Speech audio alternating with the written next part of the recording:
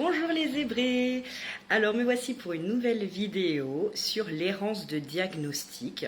Alors pour ma part, j'ai quand même eu de la chance puisque à peu près en 8-9 mois, j'ai été diagnostiquée. Donc tout a commencé, en fait tout est arrivé un petit peu en même temps, mais tout a commencé en mai dans mes souvenirs 2017.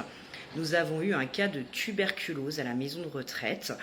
Alors la tuberculose, pour détecter si nous en sommes porteurs, il faut faire des examens pulmonaires, donc notamment une radio pulmonaire. Donc à la radio, ils ont cru voir des micronodules.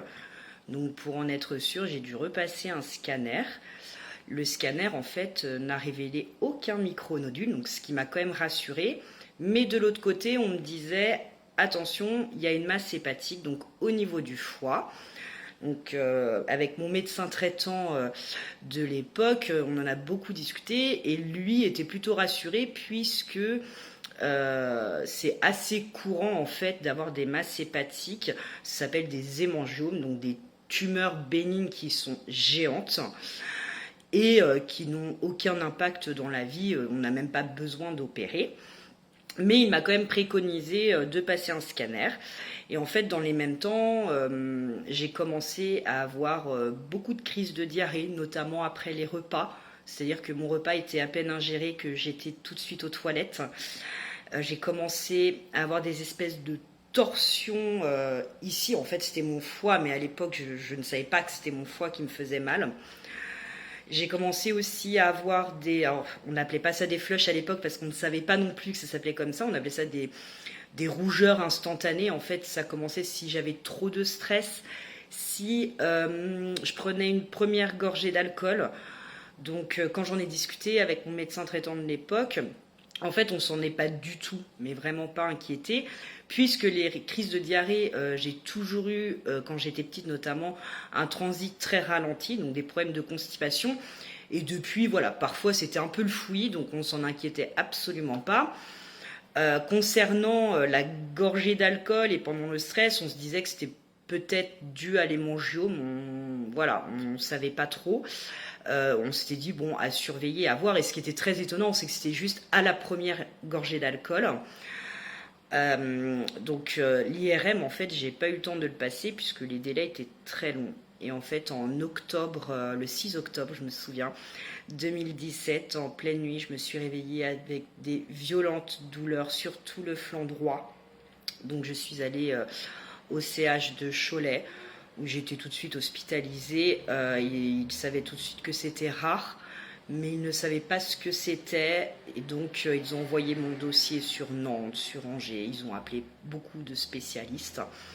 Ils m'ont demandé de choisir où est-ce que je souhaitais être suivie. Donc, je souhaitais être suivie à Nantes.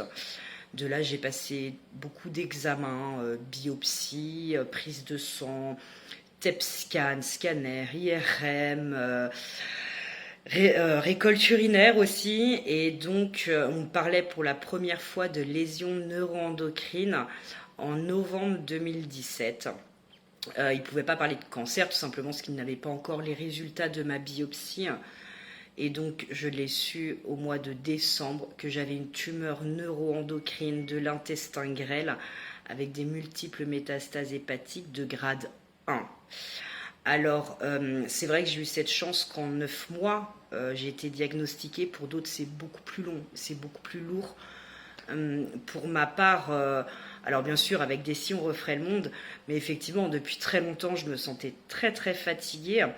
Mais avec mon médecin de l'époque, on expliquait que j'avais un rythme de vie et un travail assez imposant, donc que mes fatigues étaient certainement dues à ça, puisque au niveau biologique, il n'y avait rien, sur l'examen clinique, il n'y avait rien, ma tension était bonne. Alors peut-être que j'aurais dû plus insister en disant que c'était pas normal. Ce qui est des douleurs, souvent je ne disais rien. Je me taisais, sauf que peut-être que effectivement j'aurais pu en parler. Mais voilà, étant donné que j'ai toujours vécu avec ces douleurs, ça ne m'inquiétait pas non plus. Alors, en fait, je crois que le seul message que j'aurais à passer aujourd'hui, c'est vraiment écoutez votre corps, le moindre symptôme qui n'est pas normal, il faut en parler à son médecin traitant, le faire réagir par rapport à ça et ne pas attendre.